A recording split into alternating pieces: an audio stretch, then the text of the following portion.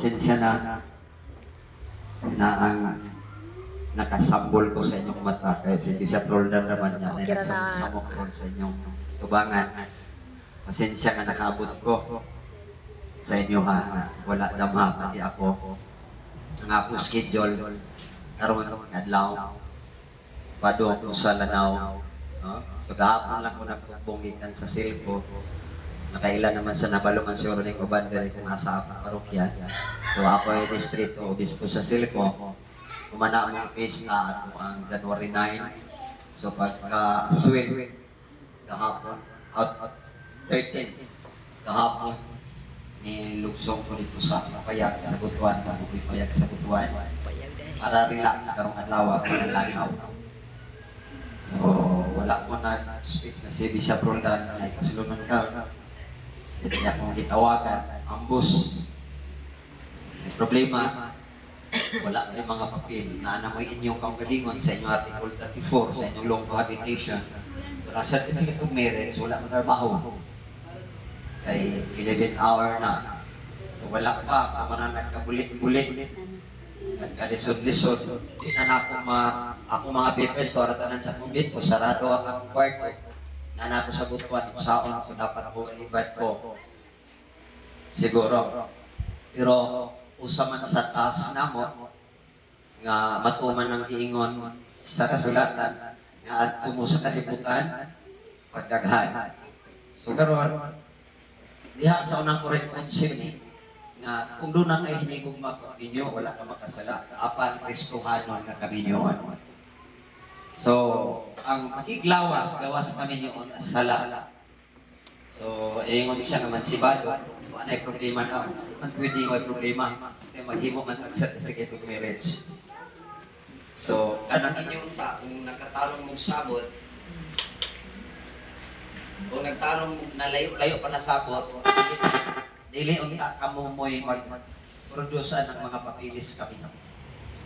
Lingkod na lang ang tamo, kung nakay baron na sa abogado, kahuwat na lang ang tamo karong adlaw. Dili na kay hasol ko mong adlaw at sa LCR, at mo sa barangay. Ika ng Article 34, 209 sa new family, kami na ang nakasal paghimo. Pero mas maayo, kaya kamo mo niya at pagdito ka na naglihok. Pero ang certificate of marriage na dili pwedeng wala. So, medyo alanganin, tayo ko, nanap sa Butuan. Pero maulagi para pag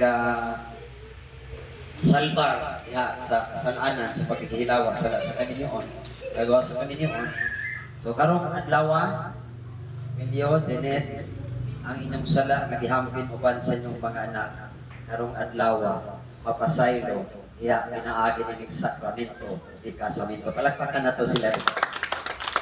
Kaya pagkikilawas-lawas sa kaninyo, ang mansimado, kung ipon naman, dilit maginauman agisogo. Iyon sa Ginoo, kung nakay hinigugma, minyo, wala kang makasala. Pero kanang Kristohanon na kami niyon.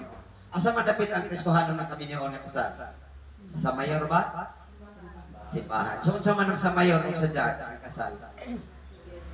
Civil wedding. So, muna yung diferensya sa kasal, sa gisugo, sa simbahan, sa Diyos, o sa atong gobyerno. Yes, ang papiliperias legal.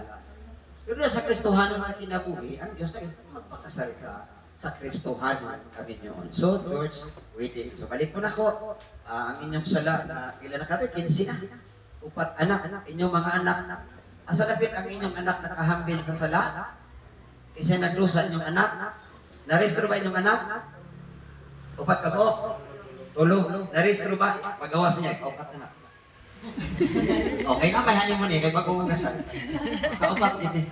Ha? So narestro. Ay birth certificate. Wani mo nakita sa liyo.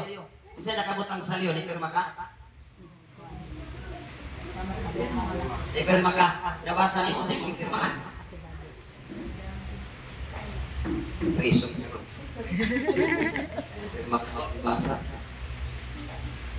Ibalik imo rang i-acknowledge na imo ng anak na.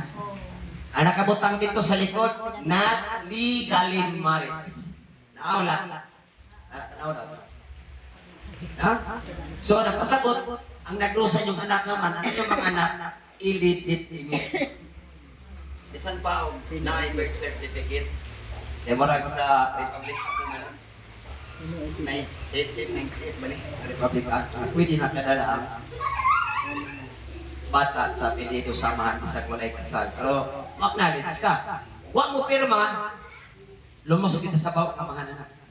Wala mo pirma kamahan sa record, wala mong knowledge kaya. Sumuna karon, ikan karon, na naman ang ato ang certificate of marriage.